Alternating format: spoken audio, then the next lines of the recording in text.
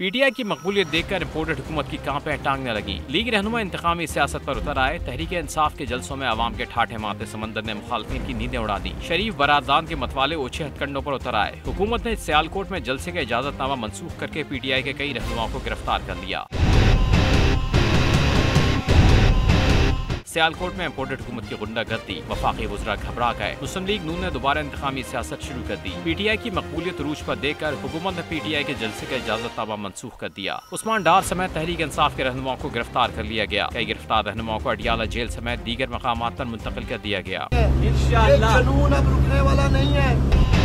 Corruption के बेताज बादशाह आज PTI के रास्ता रोकने चले हैं। यह मुस्लिम लीग नून का असल रूप। मुस्लिम लीग नून का माजी इंतकामी सियासत से भरा पड़ा है। 1990 में पीपल्स पार्टी के खिलाफ साजिश करके इनकी हुकूमत को मुद्दत पूरी करने से पहले गिरा दिया गया, जिसके बाद 1996 में पीपल्स पार्टी ने दोबारा हुकूमत बनाई तो शरीफ बरादरान को एक हाथ न भाई। साजिशें करके उस वक्त की हुकूमत को भी घर भेज दिया गया था। PTI रहनुमाओं का कहना था कि इम्पोर्टेड हुकूमत के दिन गिने जा चुके हैं। शहबाज गिल ने कहा है कि जाली हुकूमत अब मजीद कायम नहीं रह सकती। जलसे करना PTI का सियासी हक है जो कोई नहीं छीन सकता। सियालकोट में जलसे का इजाजतनामा मनसूख करके कारकुनों के जज्बात से खेला गया। हुकूमती ओछे हथकंडों का रद्द-ए-अमल सिर्फ सियालकोट तक नहीं पूरे मुल्क में नजर आएगा।